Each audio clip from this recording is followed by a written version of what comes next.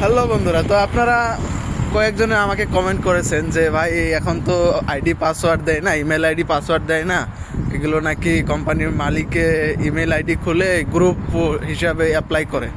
তো ভাই আমি আপনাদেরকে বলতে চাই, গ্রুপ হিসাবে অ্যাপ্লাই হয় এটা, যেটা গ্রুপ হিসাবে অ্যাপ্লাই হয় এটা এক ধরনের সাপ্লাই কোম্পানি থেকে হয়, ডাইরেক্ট কোম্পানি এরকম হয় না।